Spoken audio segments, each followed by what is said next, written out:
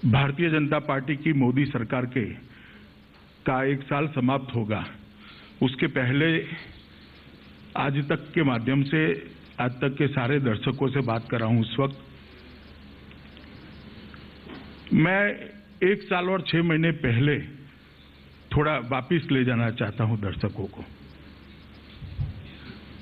लगभग जनवरी फरवरी 2014 में एक ऐसा माहौल था देश में जिसमें देश का युवा निराश था, महिलाएं असुरक्षित महसूस कर रही थी। देश के आर्थिक सर्वेक्षण करने वाले सारे पंडित सर पकड़कर बैठे थे कि क्या होगा देश की अर्थतंत्र का। दुनिया भर में जितने भी भारतीय रहते थे वो भी भारत के भविष्य के लिए आशंकित थे। जिसको जो माध्यम मिलता था वो माध्यम से विरोध करने के लिए से लोग रोड पर आते थे। हजारों के लाखों के संख्या में युवा रोड पर आकर प्रदर्शन करता था।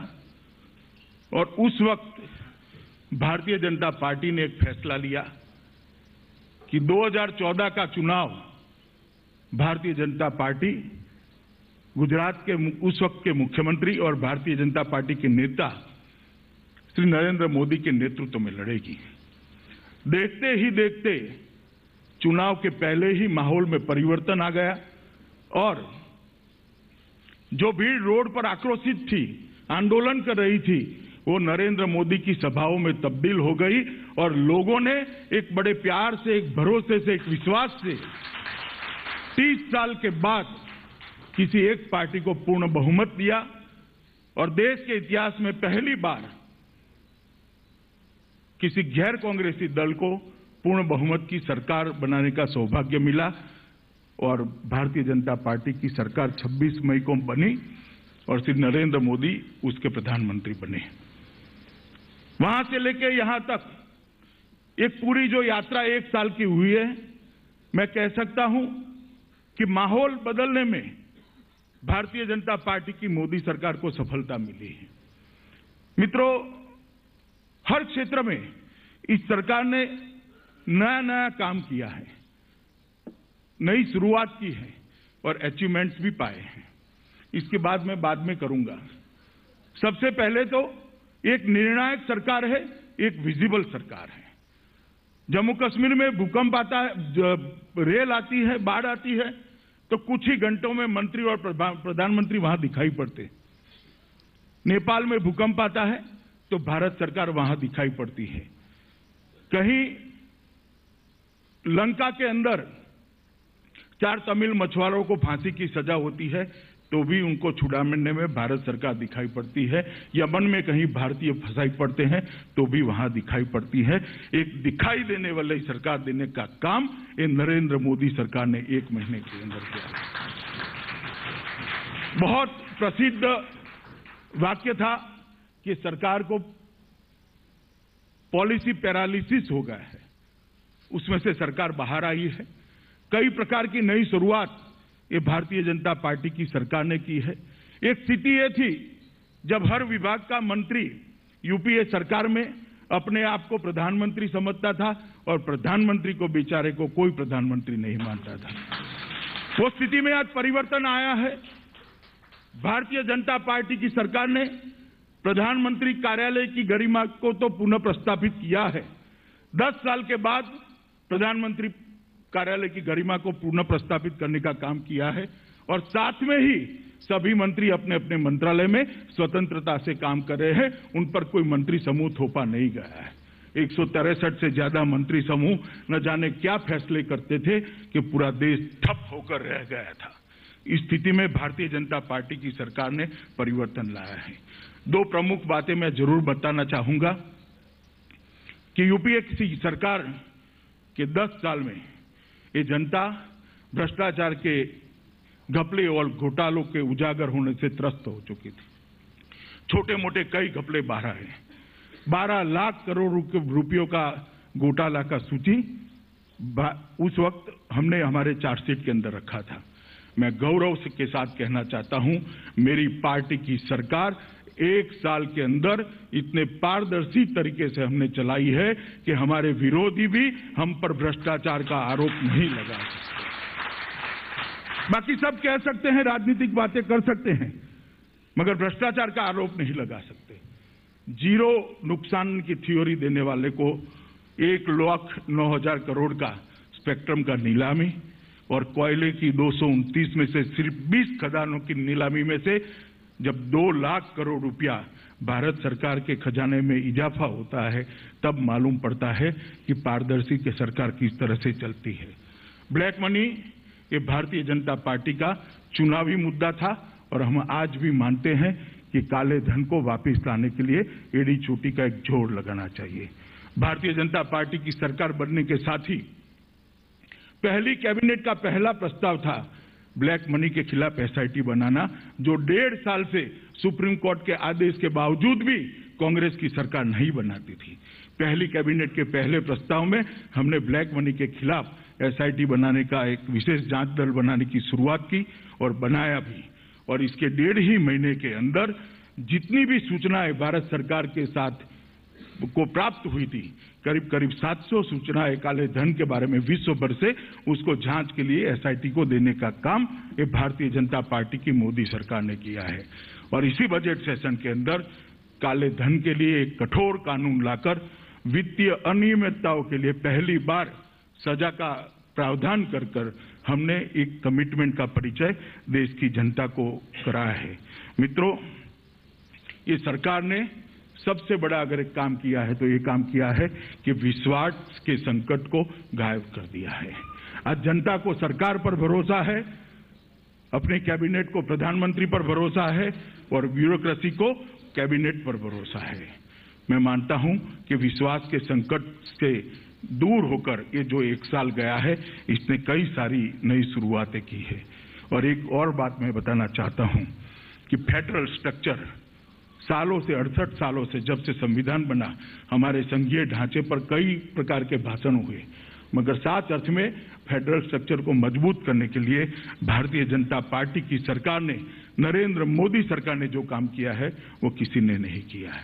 पहली बार योजना आयोग को भंग कर जब नीति आयोग बनाया गया तो पॉलिसी बनाने के समय ही, नीतियों को बनाने के समय ही, योजनाओं को बनाने के समय ही राज्यों की भागीदारी सुनिश्चित कर राज्यों को एक अपनी बात रखने का एक संवैधानिक फोरम देने का काम भारतीय जनता पार्टी की सरकार ने किया है।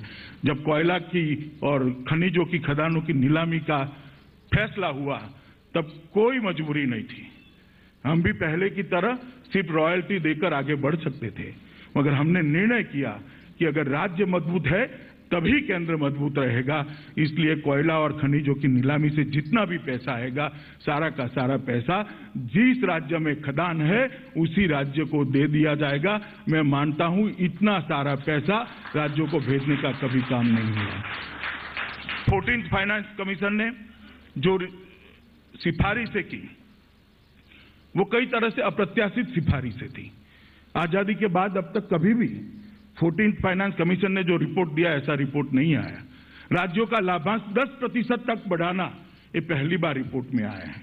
कई रास्ते थे, पार्शियल स्वीकृति भी हो सकती थी, पुनर्विचार के लिए भी भेज सकते थे, मगर भारतीय जनता पार्टी की मोदी सरकार ने तय किया कि 14th फाइनेंस कमीशन को इन टोटो हम स्वीकार करेंगे और राज्यों का लाभांश 32% से बढ़ाकर 42% करने का काम ये भारतीय जनता पार्टी ने, कई प्रकार से हमने फेडरल स्ट्रक्चर को ताकत देने का काम किया है। एक नई टीम इंडिया की कल्पना प्रधानमंत्री नरेंद्र मोदी ने लोगों के सामने रखी है कि प्रधानमंत्री, उनका मंत्रिमंडल और देश के सारे मुख्यमंत्री इरिस्पेक्टिव ऑफ पार्टी ये बनकर एक टीम इंडिया होता है और वो सब अगर साथ में काम करते हैं तो ही देश का विकास होता है। मित्रों, आर्थिक विकास के सारे पैरामीटर्स के अंदर काफी सुधार हुआ है। मैं अगर सवाल आएंगे तो करूंगा। गरीबी उन्मूलन के लिए जन धन योजना और अभी जो 2 बीमा का सुरक्षा चक्र भारत सरकार की ओर से दिया गया है, मैं मानता हूं कि 68 साल की आजादी के बाद इस देश के 60 करोड़ लोग ऐसे थे जिनका अर्थतंत्र के साथ कोई जुड़ाव ही नहीं था, क्योंकि उनके पास कोई बैंक अकाउंट ही नहीं था।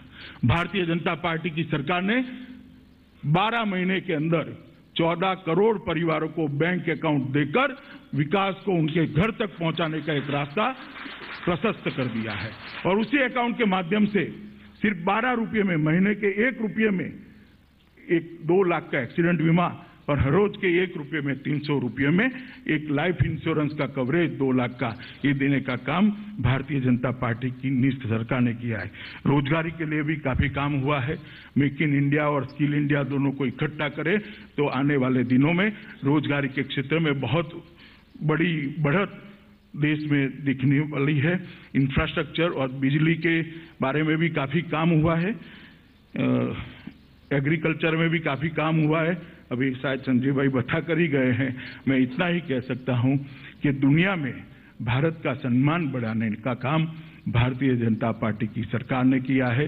पहले ऐसी तुलना ठीक नहीं है, मगर मैं जरूर करना चाहूंगा, थोड़ा बहुत अगर औचित्य का भंग होता है तो भी करना चाहूंगा। पहले जब प्रधानमंत्री देश के विदेश जाते थे किसी को मालूम नहीं पड़ता था। आज प्रधानमंत्री विदेश जाते हैं तो पूरी दुनिया सम्मान करती है। वो सम्मान भारत के 125 करोड़ जनता का सम्मान है। पूरी दुनिया आज भारत को एक बिग प्लेयर के रूप में सम्मान देने का काम कर रही है। एक साल में इतने सारे पहलुओं पर परिवर्तन हुआ है। कई सारी बातें हैं, मगर जैसे पहले मैंने बताया कि समय की मर्यादा है, बाद में संवाद का समय नहीं रहेगा। अगर आपने ठीक से पूछा तो सारी बातें मेरे जवाब में ही आ जाएगी। इसलिए मैं अब वाजपेयी जी के साथ बैठने जा रहा हूं।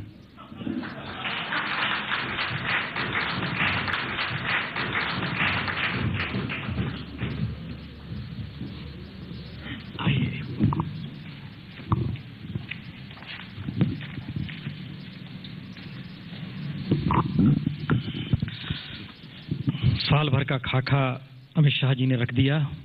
हमें साल भर पहले याद आ रहा है, प्रधानमंत्री मोदी ने कहा था जीते हैं लेकिन man of the match Amit Shah ही हैं। Man of the match Amit Shah ji, बीते 1 बरस में आपको कभी ऐसा लगा कि जो मैच आप हर बार खेल रहे हैं उसमें कभी डगमगाए भी? जब हम मीडिया को हमारी बात कन्वे नहीं कर पाते, समझा नहीं पाते हैं, तब ऐसा लगता है कहीं न कहीं निर्बल हैं। महाराष्ट्र के चुनाव हो रहे थे, भाषण दिए जा रहे थे। प्राइम मिनिस्टर मोदी ने उस वक्त कहा था हफ्ता वसूली पार्टी, उसके साथ आप महाराष्ट्र में सरकार बनाकर खड़े हैं। जनता की भावनाओं से ये खिलवाड़ नहीं? ना, ऐसा नहीं है। शिवसेना के साथ हमारा गठबंधन बहुत पुराना है। जब चुनाव में आरोप प्रत्यारोप होते हैं, इसको सिद्धांतों के साथ नहीं जोड़ना चाहिए। शिवसेना हमारी बहुत पुरानी सहयोगी पार्टी है और महाराष्ट्र में भी हम लड़ते थे, मगर उस वक्त भी मोदी जी ने कहा था कि हम ना बाला साहब ठाकरे के खिलाफ कुछ बोलेंगे ना शिवसेना के खिलाफ बोलेंगे। जम्मू कश्मीर, बाप बेटी की सरकार, अलगाववादियों के साथ की सरकार, इन्हें वोट ना दिया जाए, लेकिन सरकार में आप दोनों मिलकर साथ चला रहे हैं। सिद्धांतों के साथ समझौता है या मैंडेट की मजबूरी थी? जनता ने एक प्रकार का मैंडेट दिया है और मैं मानता हूं कि इस मैंडेट ने ही 2 अलग अलग ध्रुव पर खड़े हुए, सैद्धांतिक रूप से 2 अलग अलग ध्रुव पर खड़े हुए दोनों पार्टियों को इकट्ठा लाए हैं। मुझे भरोसा है कि ये सरकार जो बनी है वो कश्मीर की समस्या के समाधान के दिशा में बहुत अच्छा काम करेगी। और अब तक जो सरकार चली है इसके भरोसे से मैं कह सकता हूं पुण्य प्रसून जी की सरकार अच्छा काम करेगी।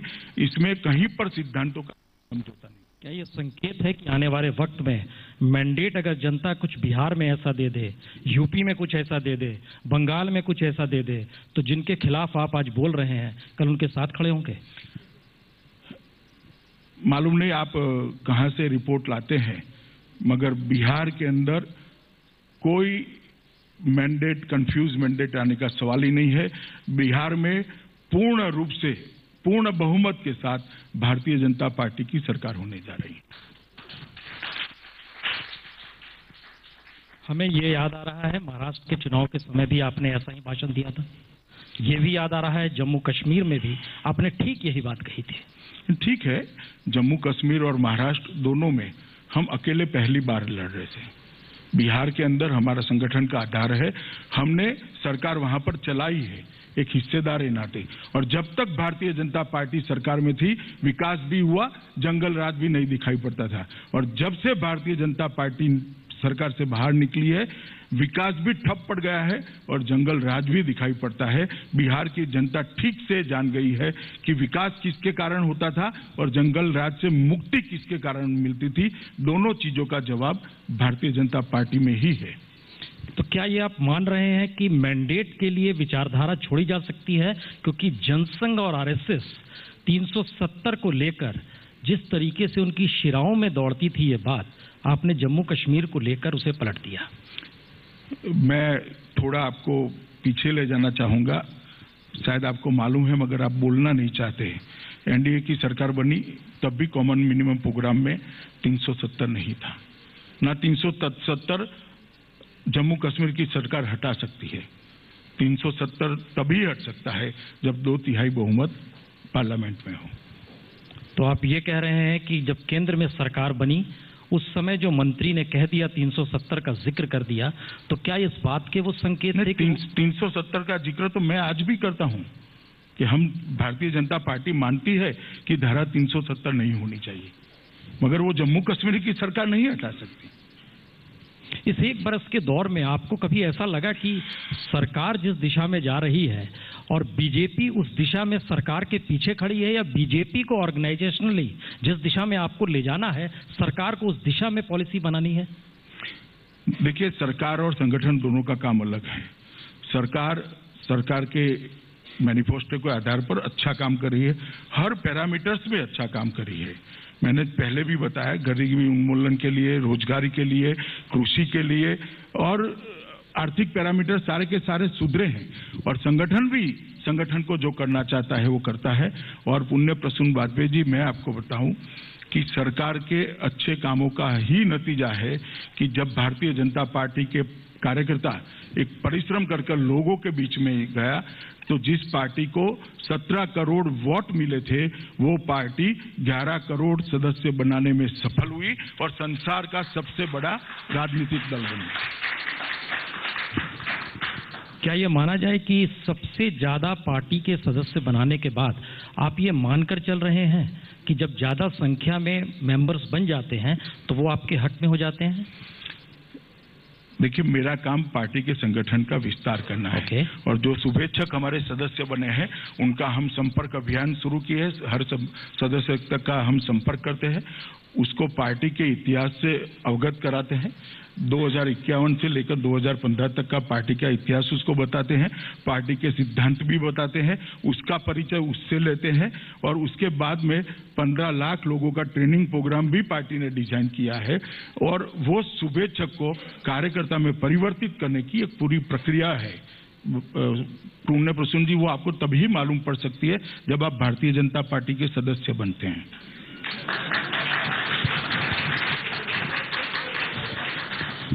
यानी इसका मतलब है कि देश में लोग बाकी जो बच गए 14 करोड़ के अलावे। नहीं, मेरा तो आह्वान है सबको, सब लोगों ने भारतीय जनता पार्टी की विचारधारा स्वीकार करनी चाहिए, क्योंकि अच्छी विचारधारा है और एक ही विचारधारा है जिसके केंद्र बिंदु में देश हित है।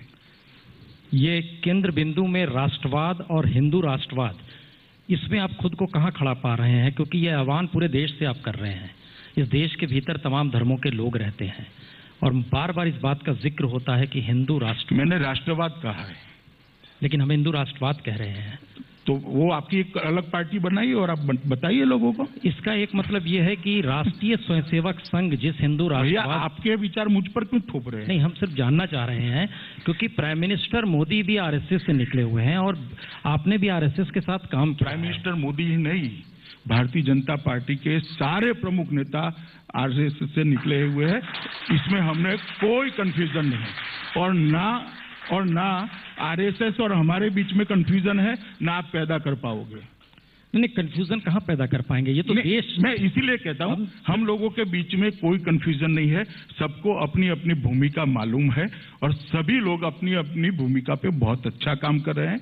मैं समझता हूं कि आप समझते हुए भी इस चीज को नहीं समझेंगे, मगर जनता समझ रही है कि हम अच्छा काम कर रहे हैं। इसका एक मतलब यह है कि 26 तारीख को जो स्ट्राइक भारतीय मजदूर संघ करना जा रहा है वो आप लोगों का एक मिला जुला खेल है, उसके पास कोई पॉलिसी नहीं है। देखिए, मजदूर संघ एक मजदूर संगठन है, उसने मजदूरों के हित में काम करना है और वो अपने विचार रखेगा। ये जरूरी नहीं है कि वो भारतीय जनता पार्टी जो कहेगी वो करेगा। और मजदूर संघ कोई भारतीय जनता पार्टी का मजदूर मोर्चा नहीं है, एक स्वतंत्र संगठन है। वो अपने विचारों के लिए लोगों के सामने अपने विचार रख सकता है और वो क्या इंटुक भी रख सकती है, कम्युनिस्ट भी रखते हैं, सबके विचारों का स्वागत है। सरकार ने सबको सुनकर नीति बनानी चाहिए और हमने अभी 3 दिन पहले ही मोदी सरकार ने देश के सभी 10 मजदूर संगठनों के साथ चर्चा करी है और उसके आधार पर नई नीति बनेगी। नहीं, क्योंकि जिक्र बार बार सरकार की तरफ से टीम इंडिया का हो रहा है। हमें लग रहा है कि बीजेपी से बड़ा देश है, ये तो मानेंगे ना आप कि देश को बीजेपी में शामिल कर लिया जाए। टीम इंडिया की कल्पना ही वही है कि अन्य राज्यों के मुख्यमंत्री ही टीम इंडिया के मेंबर है। तो क्या ये माना जाए कि जो टीम इंडिया के मेंबर्स हैं अगर उनके भीतर विरोध है तो उनको सहमति बनाने के लिए उन्हें बीजेपी का सदस्य बनाया जाए? विरोध तब तक होता है जब तक वो चुनकर मुख्यमंत्री नहीं बनते, चुनाव होता है। चुनने के बाद मुख्यमंत्री सिर्फ अपनी पार्टी का मुख्यमंत्री नहीं होता है, पूरे राज्य का होता है और प्रधानमंत्री अपनी पार्टी का प्रधानमंत्री नहीं होता है, पूरे देश का प्रधानमंत्री होते हैं। तो फिर और मुझे लगता है कि ये कंसेप्ट अगर आप भूल गए हैं तो 7वीं कक्षा के नागरिक शास्त्र के अंदर ये ठीक से एलोबरेट किया हुआ है। एक बार आप पढ़ लीजिए तो आपको ठीक से मालूम पड़ जाएगा। नहीं, हमें लगता है ये सरकारिया कमीशन ने भी इस बात का जिक्र किया था जिसका आप करना चाह रहे हैं, जिस टीम इंडिया का जिक्र करना चाह रहे हैं। फिर वो कौन सी वजह है कि आप जो बिल लेकर आते हैं उसी टीम इंडिया के सदस्य रोकने के लिए तैयार हो जाते हैं और वो कहते हैं कि आप जो है देश के खिलाफ जा रहे हैं? देखिए, टीम इंडिया का मतलब ये नहीं है कि हर पार्टी अपनी अपनी राजनीतिक विचारधारा लुप्त कर दे Bharatiya Janata party. Team India का मतलब है कि विकास के मुद्दे पर सब एक समान प्लेटफॉर्म पर आकर देश के विकास को गति दे। और किसी भी बिल पर अगर किसी राजनीतिक पार्टी को अलग सोच रखनी है तो पार्लियामेंट में रख ही सकता है और रखते भी है, उसमें मैं कोई बुराई नहीं देख रहा। तो आप ये कह रहे हैं कि जो लोग विरोध कर रहे हैं भूमि अधिग्रहण बिल का और वो कह रहे हैं कि किसान विरोधी मोदी सरकार है, वो गलत कह रहे हैं या उनका नजरिया अलग है? हम ऐसा मानते हैं कि ये बिल किसान विरोधी नहीं है, इससे किसानों का फायदा होने वाला है और हम ये बात जो बिल के साथ में नहीं है उनको भी समझाने का प्रयास कर रहे हैं। तो फिर ये सेलेक्ट कमेटी के पास जो भेज दिया गया, ये काम तो पहले दिन भी हो सकता था, इतनी लंबी बहस क्यों की गई? मगर वाजपेयी जी, मुझे एक बात बताइए, यहाँ बैठकर आप पार्लियामेंट क्यों चला रहे हैं? क्योंकि सरकार का सदन ने तय करना है कि सिलेक्ट कमेटी में भेजना या नहीं भेजना। आप अभी तो मेंबर पार्लियामेंट बने नहीं है, ना आपके पास भैया मताधिकार है। अब सदन उसको कमेटी के पास भेजना चाहता है तो उसमें आपको क्या आपत्ति है? इसलिए क्योंकि इस देश के भीतर जितनी बड़ी तादाद में किसान हैं और जो पॉलिसी बन रही है और जिस मेक इन इंडिया का जिक्र हो रहा है, ये सवाल बार बार उठ रहा है कि हाशिए पर जो इस देश का तबका है, 70 करोड़ लोग जो हैं, उनको लेकर क्या मैसेज दिया जा रहा है? क्योंकि आप एक तरफ कहते हैं, राहुल गांधी दूसरी तरफ कहते हैं, कांग्रेस पार्टी किसी तीसरी दिशा में चली जाती है। देखिए, सबने अपनी अपनी बातें जनता के सामने रख दी है, जनता को फैसला करने दीजिए। हम मानते हैं कि ये बिल ठीक है, अन्य पार्टियों को नहीं लगता ये बिल ठीक नहीं है, तो जनता निर्णय करेगी जब उचित समय आएगा। नहीं तो उचित समय का मतलब फिर चुनाव है, स्वाभाविक रूप से, तो हर रोज चुनाव कराएंगे आप। इसका मतलब है कि चुनाव एक ऐसा मंत्र है आखिरी इस देश के भीतर में जो जीत जाए, क्योंकि आप लोकसभा में 281 सीटों के साथ हैं सर, राज्यसभा में लेकिन वो पास नहीं हो पाता है।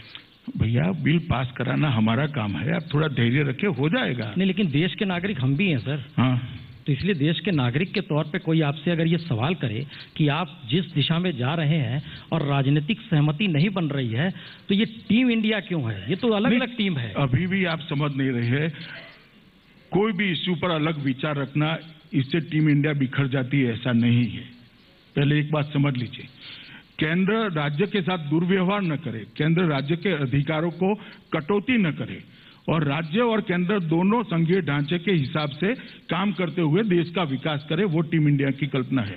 टीम इंडिया की कल्पना ऐसी नहीं है कि एक ही अलग अलग पार्टी होते हुए भी अपनी विचारधाराओं से ऊपर उठकर विकास के लिए काम करना, ये टीम इंडिया की मैं समझाता हूं ना, ज्यादा ही समझाता हूं। हमने तय किया कि कोयले की खदानों की नीलामी का जो पैसा आएगा वो पैसा उसी राज्य को दिया जाएगा।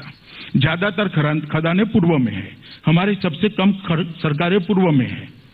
फिर भी हमने निर्णय किया कि हमारी विरोधी सरकारें होते हुए भी, विरोधी पक्ष की सरकार होते हुए भी, ये पैसे पर उनका अधिकार है, उनको देना, ये टीम इंडिया है।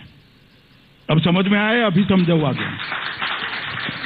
आपकी सरकार दिल्ली में है, यानी केंद्र में है, आपकी सरकार हरियाणा में है, आपकी सरकार मध्य प्रदेश में है, आपकी सरकार राजस्थान में है, आपकी सरकार गुजरात में है, आपकी सरकार महाराष्ट्र में है। कुल 28 परियोजनाएं इन जगहों पर जमीन न मिलने की वजह से लटकी हुई है। दिल्ली से मुंबई तक का इंडस्ट्रियल कॉरिडोर लटका हुआ है। सरकारें आपकी, कौन सी वजह है कि आप अपनी ही सरकारों में एक ऐसी आइडियल स्थिति क्रिएट नहीं कर पा रहे हैं जिससे किसानों से भूमि अधिग्रहण बिल के कारण ही अटका हुआ है।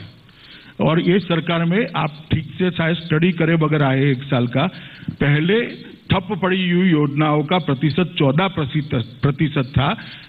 एनडीए की सरकार ने उसी 14% को 1 साल में ही 6% तक नीचे लाने का काम किया है। जो 14% यूपीए की सरकार में बना था, उसको हमने 6% तक नीचे लाया है। अमित जी, वो यूपीए का जिक्र जब आप करते हैं आप बच जाते हैं। नहीं, यूपीए उसने तो इतने गड्ढे कर दिए, मान लीजिए। नहीं, यूपीए का जिक्र मैं नहीं करता भैया। 14% से सुधार कर 6 पर लाए हैं, मैं मेरी जिक्र कर रहा हूं। हमें जो विरासत में मिला था उसमें मैं क्यों 14% था उसकी बात नहीं कर रहा। मुझे जो विरासत में मिला वो आंकड़ा मैं कह रहा हूं कि 14% था, उसको हम घटाकर 6% हो गया। जो उपलब्धियां गिनाई गई, अभी आप बता भी रहे थे, उसमें काले धन का जिक्र, आपको इस बात का कोई अफसोस है कि आपने एक बार राजनीतिक जुमला कह दिया था 15 लाख आपके खातों में आएंगे? मैंने ऐसा नहीं कहा था। आप भी आज भी पूरी फुटेज निकाल कर रखिए। एंकर ने ऐसा सवाल किया था कि अब तक क्यों चेक नहीं पहुंचा। मैंने बोला भैया चेक किसी को नहीं पहुंचता है। मोदी जी का एक कहने का तात्पर्य ये था कि ये जो सारे काला धन आएगा वो इस देश के गरीबों के लिए उपयोग में आएगा, और काला धन इतनी मात्रा में है कि 15 लाख रुपया पर गरीब के हिस्से आ सकता है। हिस्से मतलब विकास के लिए। चेक नहीं जा सकता, वो आपको भी मालूम है। तो क्या आपको लगता है कि ऐसी स्थिति देश में कभी आएगी कि वाकई आ जाएगा? अब हमने कानून बनाया है, आप थोड़ा समय राह देखिए। 60 साल तक तो इसकी कोई व्यवस्था 68 साल तक हुई नहीं थी। 1 साल में हमने शुरुआत की है। मैं मानता हूं जनता ने धैर्य रखना चाहिए। भारतीय जनता पार्टी का कमिटमेंट है कि एक एक पाई काले धन की भारत में वापस लाना, और यहां से एक पाई आगे न जा पाए इसके लिए सुनिश्चितता करना। तो आपकी बात को आप ही के पार्टी के सुब्रमण्यम स्वामी क्यों नहीं समझ पाते हैं? चलिए हम समझा लेंगे सुब्रमण्यम स्वामी, हमारी पार्टी का मामला है भैया, समझा लेंगे। नहीं सर, ये देश का मामला है। वो भी कहीं आप सुब्रमण्यम स्वामी कहते हैं मेरी पार्टी का सर कठोर है। नहीं, ब्लैक मनी नहीं होने देगा, लेकिन लाने का प्रोविजन नहीं है इसमें। लाने का भी प्रोविजन है। आप थोड़ा समय रात देखिए, आ जाएगा है बात पे जी। ओके। चुनाव के वक्त इस बात को लेकर बहुत आक्रोश में आप लोग रहते थे कि पाकिस्तान की तरफ से जो स्थिति बनती है उसमें मनमोहन सरकार तो सर झुका लेती है, और नारे लगते थे क्या वाकई सर हमारे काटे जाएंगे, हम सर झुकाए रहेंगे? ये इमोशनल डायलॉग्स थे या वाकई हकीकत है? आप लोग इसको लेकर बेचैनी महसूस करते हैं? क्योंकि इस पार उस पर जब सब जगह नारे लगाए जा रहे हैं पाकिस्तान के हक में। हो गया जी। हमारा आक्रोश एक ही था कि उस ओर से गोलीबारी होती है और यहां से सफेद झंडे दिखाई पड़ते हैं। ये नहीं होना चाहिए। एक भी बार भारतीय जनता पार्टी की सरकार ने ऐसी गलती नहीं की है। वहां से गोली आई है तो यहां से गोला गया है, और ईंट का जवाब पत्थर से दिया गया, और उसी का कारण है कि 3 महीने जम्मू कश्मीर के इलेक्शन के बाहर कर दीजिए, बाय एंड लार्ज शांति रही। मगर एनालिसिस अपने तरीके से ही करना है और तय किए हुए रास्ते पर करना है। तो छुट्टी है, जनता फैसला करेगी, और जनता सबके लिए एक ओपिनियन बनाती है, सिर्फ नेताओं के लिए नहीं बनाती। यकीनन राजनीति की साख रहे, मीडिया की साख रहे, तभी दोनों एक दूसरे से सवाल कर सकते हैं। इसीलिए तो मैं कह रहा हूं। इसीलिए हमारा सवाल यह है कि उस पार तो छोड़ दीजिए, इस पार नारे लगने लगे। भैया आज भी मैंने पूरे देश का भ्रमण किया है वाजपेयी जी, देश के हर राज्य में जाकर आया हूं, और आज भी उतनी ही जोर से मैं कहता हूं कि वहां से गोली चलेगी तो यहां से उसका जवाब दिया जाएगा और लोग उतनी ही हर्ष के साथ इस बात को सुनते हैं। कहीं 1.001% भी उत्साह कम नहीं हुआ है। और उसी दिन नक्शे पर अरुणाचल और कश्मीर गायब कर देते हैं चीन। वो मीडिया ने किया था, मीडिया वहां शायद इसके कब्जे में यहाँ की तरह वहां भी नहीं लगता। सीसीटीवी सर उनका राष्ट्रीय वो है, जैसे हमारा दूरदर्शन है, और आपने समझौता कर लिया। वो ठीक है, मीडिया ने किया था, मगर ऐसे भी जमाने थे जब प्रधानमंत्री वहां होते थे और यहाँ 3 किलोमीटर अंदर आ जाते थे। इस बार ऐसी कोई हिमाकत किसी ने नहीं कर पाया है, क्योंकि ये भारतीय जनता पार्टी की नरेंद्र मोदी सरकार है। मेक इन इंडिया के जरिए दो बात निकल कर आ रही है, एक तो हम लोग प्रोडक्शन खुद करेंगे और दूसरा देश के भीतर रोजगार आ जाएगा। प्रोडक्शन करने के लिए हमको विदेशी पूंजी चाहिए और विदेशी पूंजी इंटरनेशनली अगर आप एनालिसिस करेंगे तो पूंजी जब आती है तो सामने वाला कुछ ले जाने के लिए पूंजी लगाता है, आपको देने के लिए नहीं लाता है। क्या आप ये मानकर चल रहे हैं कि मेक इन इंडिया को लेकर जो थ्योरी आप रख रहे हैं उससे देश में रोजगार आएगा, प्रोडक्शन आएगा? हाँ जी, सिर्फ पूंजी नहीं आएगी, टेक्नोलॉजी भी आएगी और यहाँ उत्पादन होगा तो रोजगार भी आएगा और पूंजी 50% भारत की होगी और यहाँ से जब एक्सपोर्ट होगा तब रुपया भी आएगा। अभी तो पूरा का पूरा सबमरीन विदेश से आता है, यहाँ 50% तो बचेगा ना। नहीं, यकीनन समझ आता है या नहीं आता है, मैं समझाऊं अभी। नहीं, पहले समझिए ना, ये बिल्कुल सही। पहले मेरी बात सुनिए। 9 सबमरीन परचेज करनी है, मुझे पहाड़ी की तरह आपको समझाना पड़ेगा। 9 सबमरीन अगर परचेज करनी है, सभी विदेश से आती है, मुनाफा भी जाता है, रोजगारी भी जाती है, 50% मुनाफा भी जाता है और 9 में से 3 विदेश से आती है, 6 यहाँ बनती है, तो रोजगारी भी मिलती है, 50% में मुनाफा भी मिलता है, 50% मुनाफा विदेश जाएगा, उस पर टैक्स भी मिलता है। फिर भी पुण्य प्रसून वाजपेयी को हम समझा नहीं सकते कि इससे फायदा होता है। आपकी बात पे पूरा देश सहमत है कि बाहर से जब हम लेते हैं सामान वो कॉस्टली पड़ता है। हमारा सवाल कुछ और है, क्या एक साल मगर इतना पहले कह देते तो मैं इतना जोर से न बोलता भैया कि आप सहमत है। हम कह रहे हैं पूरा देश सहमत है इस बात तो आप नहीं है, पूरा देश सहमत है। जी जी। क्या ऐसी स्थिति में आपको 1 बरस के भीतर लगा है कि कोई देश टेक्नोलॉजी के साथ इस देश में आने वाला है? किसी देश ने क्या वादा किया है कि हम आपके यहाँ जो इंडस्ट्री लगाएंगे उसमें इतना रोजगार देंगे? रोजगार का कोई वादा नहीं होता। इंडस्ट्री लगती है तो रोजगार बाय प्रोडक्ट के रूप में आता ही है। काफी लोगों ने इरादा जताया है टेक्नोलॉजी के साथ आने का, यहाँ पर प्रोडक्शन करने का। थोड़ा राह देखिए पुण्य प्रसून वाजपेयी जी, आपको जमीन पर दिखाई पड़ेगा। हम इसलिए कह रहे हैं अमित शाह जी, आप पूरा देश घूमे हैं, हर प्रांत से वाकिफ रहे हैं और इस देश के भीतर का सच ये है कि जब से 91 के बाद से इकोनॉमिक रिफॉर्म इस देश में शुरू हुआ है, इस देश में किसानों की जमीन जो जानी शुरू हुई वो मजदूर में तब्दील होने लगे। जितनी इंडस्ट्री इस दौर में लगी वह उतने रोजगार नहीं दे पाई जो कि किसानों की जमीन से निकलकर रोजगार मिलता। ऐसी जेड के तहत जमीन ले ली गई, अलग अलग योजनाओं 40% वो भी खाली पड़ी है। सवाल सिर्फ इतना है कि हमारे पास कोई ब्लूप्रिंट है इस बात का कि इस देश के भीतर रोजगार एक बड़े संकट के तौर पर खड़ा हो रहा है और उसका कोई ब्लूप्रिंट हमारे पास है या हम ये सिर्फ उम्मीद लगाए बैठे हैं? कोई है क्या? हाँ जी है, मैं बताता हूँ आपको जी। पहले जब यूपीए की सरकार थी तब WTO में एक एग्रीमेंट, मतलब एक मुद्दे पर डिस्कशन हुआ था और सैद्धांतिक स्वीकार कर यूपीए की सरकार आई थी कि इस देश के किसान को आप मिनिमम सपोर्ट प्राइस नहीं दे सकते हैं रिफॉर्म्स के नाम पर। मगर देश के किसानों के सौभाग्य से जब इसका इम्प्लीमेंटेशन का समय आया तब भारतीय जनता पार्टी की सरकार आई। हमने फर्म स्टैंड लिया कि हम ग्लोबल फाइनेंशियल डिसिप्लिन में रहना चाहते हैं, मगर देश के किसानों को हम मिनिमम सपोर्ट प्राइस दिए बगैर नहीं रह सकते। अगर WTO इसको ठीक नहीं मानता तो भी हम नहीं जुड़ेंगे। और आज वो पॉलिटिकल विल के कारण हम WTO में भी है और मिनिमम सपोर्ट प्राइस भी दे रहे हैं। ये हमारी प्रायोरिटी दिखाने के लिए एक बात। दूसरी बात, कृषि इसलिए आज फायदे का व्यापार नहीं है, कई कारण है, उसमें से एक प्रमुख कारण है कि कृषि पर निर्भर लोगों की संख्या कृषि की उत्पादकता से ज्यादा है।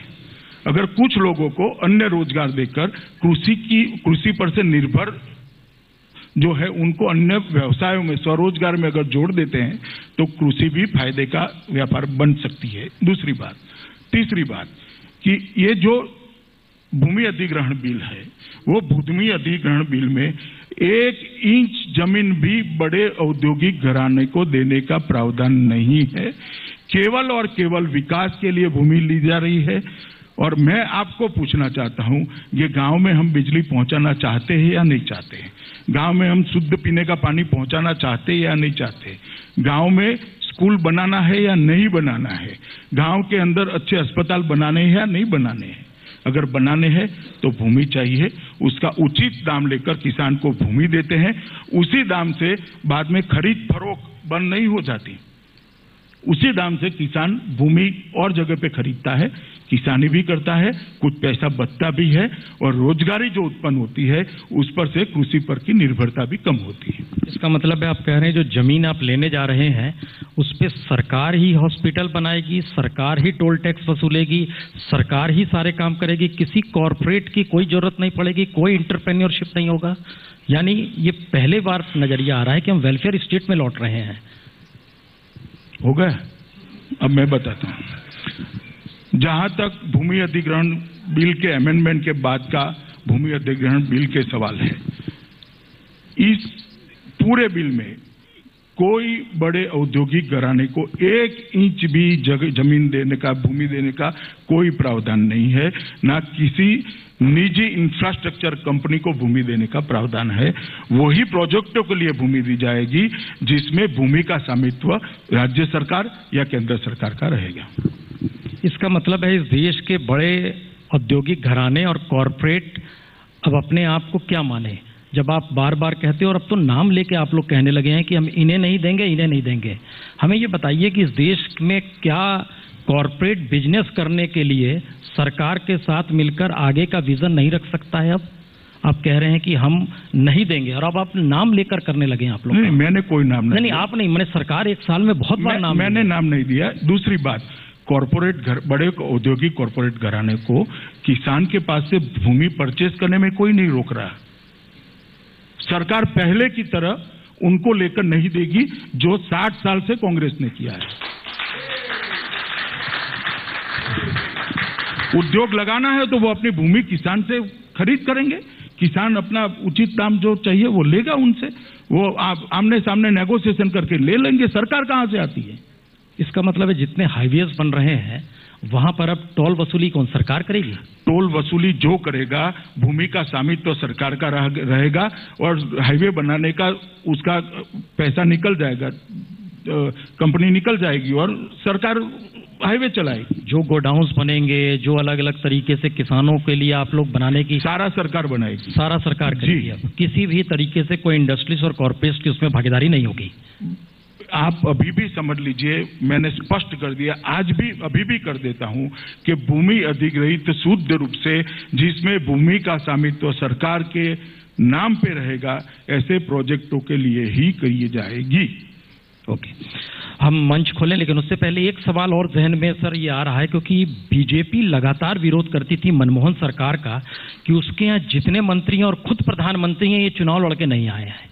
हम लिस्ट देख रहे थे कि मोदी गवर्नमेंट में कितने मिनिस्टर्स हैं जो वाकई बैकडोर एंट्री है, यानी जनता ने चुना नहीं उन्हें। बड़ी लंबी फहरिस्त है। तो उस समय विरोध कर रहे थे, अभी आप उनको ले आते हैं साथ में। नहीं, हमने विरोध हमेशा प्रधानमंत्री के लिए। नहीं, विरोध सर हुआ है सर, ऐसा मत कीजिए, पार्लियामेंट के भीतर की प्रोसीडिंग। मगर मैं भी तो यहीं रहता हूं भैया, हम भी तो यहीं अमेरिका से आता हूं सर, हम भी तो यही है ना। हमने विरोध हमेशा प्रधानमंत्री जी ने लोकसभा में आना चाहिए इस मुद्दे का ही किया है। राज्यसभा बनी तब से काफी लोग राज्यसभा के मेंबर बने हैं, मंत्रिमंडल में काफी लोग आए हैं, इसमें कभी किसी ने विरोध नहीं किया। भारतीय जनता पार्टी ने तो कम से कम नहीं किया।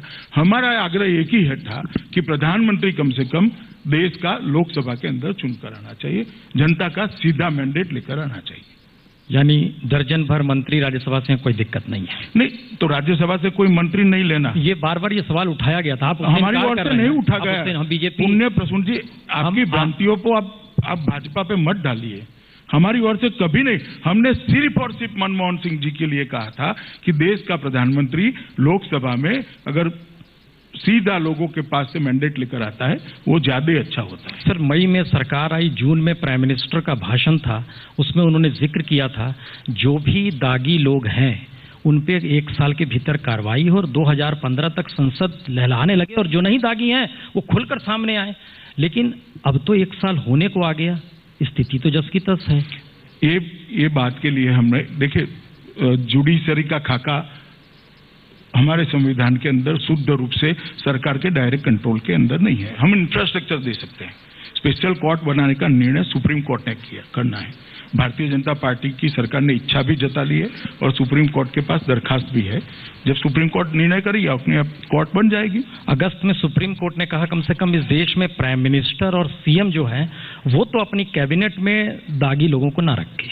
मगर मैं कहता हूं ये कोर्ट ही बना दिया जाए कि जिससे कौन दागी है या नहीं है उसका जल्दी फैसला हो जाना चाहिए। उसमें सबने इनिशिएटिव लेना चाहिए। तो आपको लग रहा है कि विरोध हो रहा है? मैंने ऐसा नहीं कहा, मैंने इतना कहा हमने हमारा काम कर दिया है।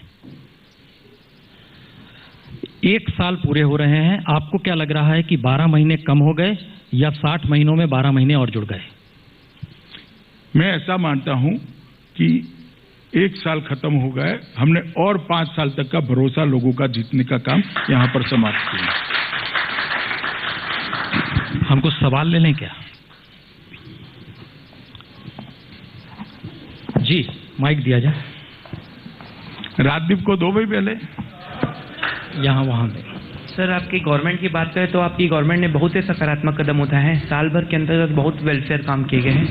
लेकिन संवेदनशील तथ्यों की बात करें तो एक बहुत ही बड़ा संवेदनशील तथ्य है भारत में नक्सलवादी मूवमेंट, जो लगातार नक्सलवाद की समस्या। सर, नक्सलवाद की समस्या को किस प्रकार से आपकी सरकार सॉल्व करेगी? और सर, यूथ को बहुत बड़ी प्रॉब्लम थी यूपीएससी के सीसेट को लेके, तो इतनी अच्छी आपकी सरकार ने उसे क्वालिफाइंग कर दिया समस्याओं को देखते हुए। सर, ये क्या भविष्य की राजनीति की स्ट्रेटजी है कि वास्तविक में या स्थायी बदलाव हुआ है सीसेट में? वंश की सर, ये वास्तविक बदलाव है या फिर समीप की राजनीति को देखते हुए सिर्फ बदलाव किया गया है? नहीं, जहां तक यूपीएससी का सवाल है, एक पेपर को लेकर काफी विवाद था और वो पेपर को रिस्ट्रक्चर करने के लिए सरकार ने निर्णय करा है। जब तक नहीं होता तब तक वो क्वालिफाइंग रहेगा, एक बात। और दूसरी बात, नक्सलवाद का जहां तक सवाल है, नक्सलवाद का सामना कोई केंद्र सरकार अकेली नहीं कर सकती। हमने छत्तीसगढ़ सरकार के साथ भी संवाद किया है, आंध्र प्रदेश की सरकार के साथ भी संवाद चल रहा है और रांची की सरकार के साथ भी संवाद चल रहा है। और कुछ ठोस कदम आपको कुछ ही दिन में विकास के रास्ते पर और नक्सलवाद पर नकेल कसने के बारे में भी तुरंत ही दिखाई पड़ेंगे। सर, ये नक्सलवाद तो आपने दिल्ली की सरकार को भी एक बार कहा था, जनता ने चुन लिया। चलिए, अब दिल्ली की जनता को आज ही पूछ लीजिए। आप तो कुछ कहोगे नहीं। नहीं, हम कहेंगे, आप पूछिए तो। मगर दिल्ली की जनता को आज पूछ लीजिए क्या फील कर रहे हैं। जी सर, एक आपके विरोधी कहते हैं कि अहंकार बढ़ गया है और मार्केटिंग ज्यादा होती है, स्लोगन जैसे मेक इन इंडिया का जो स्लोगन है, लेकिन वास्तविकता कुछ और है। अहंकार और मार्केटिंग, ये एक इल्जाम आजकल आपके जो क्रिटिक्स से लगाते हैं। उसके साथ अरुण शौरी जो आपके पार्टी से जुड़े हुए, उन्होंने भी कहा कि प्लेट पर बहुत आवाजें आ रही है लेकिन प्लेट में है नहीं कुछ। किस तरह से देखते हैं कि क्या ये जो मार्केटिंग का, जो कि नरेंद्र मोदी जी भी लगातार कैंपेन मोड में है, अभी भी कैंपेन कर रहे हैं 2014 के चुनाव के बाद, किस तरह से देखते हैं? हो गया बिल्कुल। अहंकार और विश्वास के बीच में बहुत पतली रेखा होती है और हमें बहुत बारीकी से उस रेखा का भान है। देखने वालों ने भी रखना चाहिए कि ये अहंकार है या विश्वास है। विश्वास को अहंकार के नाते इंटरप्रेट करना ठीक नहीं है। और जहां तक मार्केटिंग का सवाल है, करना ही चाहिए। जब मैं जोर से बोलूंगा आज तक के कार्यक्रम में कि 12 रुपये में इस देश की सरकार आपके लिए एक्सीडेंट बीमा देने वाली है, तभी तो जाकर कोई 12 रुपये भरकर एक्सीडेंट बीमा लेगा, वरना कहां से लेगा भैया। उसका मार्केटिंग करना ही चाहिए। अगली सरकार में प्रॉब्लम यही थी कि योजनाएं बनी, जमीन पर नहीं दिखी। ये गलती हम करना नहीं चाहते। योजना भी बनेगी, इंप्लीमेंट भी होगा और परिणाम भी आएंगे। सर, ये मरने के बाद जो आप सुविधा देने का जिक्र कर रहे हैं, उसमें आप कहते हैं बार बार कि हम आपके लिए ये ला रहे हैं, तो जनता के भीतर ये वाकई सवाल है कि आपकी हर योजना जीवित रहते हुए क्यों नहीं आती? आप इंश्योरेंस के कंसेप्ट के खिलाफ है? नहीं, हम पहले तो नहीं, 2 आप जून की इंश्योरेंस रोटी, के कंसेप्ट के खिलाफ है क्या? 2 जून की रोटी मिल जाए पहले देश इतना के तो भीतर। रोटी का भी जुगाड़ करेंगे भैया। सर, पहले आप बताइए ना, आप इंश्योरेंस के कंसेप्ट के खिलाफ है? हम हर उस योजना के खिलाफ है जो मारने की दिशा में ले जाए। मारने की दिशा में इंश्योरेंस ये योजना है ही नहीं। किसी का अकस्मात होता है, एक टांग कट जाती है तो भी उसको पैसा मिलता है, एक हाथ कट जाता है तो भी पैसा मिलता है, और पीछे जो परिवार होता है उसकी भी चिंता व्यक्ति स्वयं करता है। वो चिंता से सरकार ने उसको मुक्त कर दिया है। इतनी नेगेटिविटी से न देखिए कि जनता को आपके लिए सवाल खड़े हो जाए। जी पूछिए। जी, दिन भर से इंतजार कर रही हूँ ये क्वेश्चन पोज करने का, तो अब फाइल सीधे ऊपर की टेबल पे जा रही है। सर, महिला आरक्षण बिल अटका पड़ा है, किसी ने अभी पूरा पुरुष प्रधान कार्यक्रम हो गया आज दिन भर का तो समझ ही नहीं आया कि किसको पूछे, तो अब आप आ गए हैं, आप ही को पूछे प्रधानमंत्री की। नहीं, आप पूछ ही रही है कि आप पुरुष प्रधान कार्यक्रम में देखिए, आराम से पूछ रही है आप। और मुझे ही पूछिए, महिला आरक्षण बिल एक ऐसा मामला है जिसके लिए देश की कुछ पार्टियों को बहुत घोर आपत्ति है। वो पार्टियों के चर्चा के लिए हमने मीडिया की उपस्थिति में नहीं मगर कई बार चर्चा करी है और समझाने का हम भी प्रयास कर रहे हैं। अगली सरकार भी कर रही थी और पायसली कर रही थी, मगर हो नहीं पाया। हम भी प्रयास कर रहे हैं एक संवाद करने की। संवाद हो जाएगा तो अपने आप हो जाएगा। जी, उम्मीद है कि हो जाए। जी जी। सर, एक सक्सेसफुल इकोनॉमी के पीछे नॉलेज एक आधार होता है। एक हार्वर्ड यूनिवर्सिटी का रिपोर्ट है, ये काफ़ी पुराना रिपोर्ट है, 8-10 साल पुराना रिपोर्ट है, जिसमें कही गई कि थर्ड वर्ल्ड कंट्रीज, और उसमें जिक्र हिंदुस्तान का ज़्यादा था, that India is a very efficient consumer of knowledge. If it wants to assume leadership in the world, it has to become a producer of knowledge. तो आपकी सरकार शिक्षा विभाग में ऐसा क्या सोच रहे हैं ताकि हम नॉलेज के सिर्फ कंज्यूमर्स और एफिशिएंट कंज्यूमर्स न रह जाए, हम नॉलेज के प्रोड्यूसर्स भी बने? नहीं, ये सरकार की जो नई नीति बन रही है उसमें R&D पर बहुत बड़ा जोर दिया गया है और बहुत बड़ा बजट R&D के लिए हम आवंटित करने जा रहे हैं, रिसर्च एंड डेवलपमेंट के लिए। और मैं मानता हूं कि यूनिवर्सिटी अगर R&D को बढ़ावा देती है तो अपने आप यहां नई शुरुआत होगी। जी, माइक दें।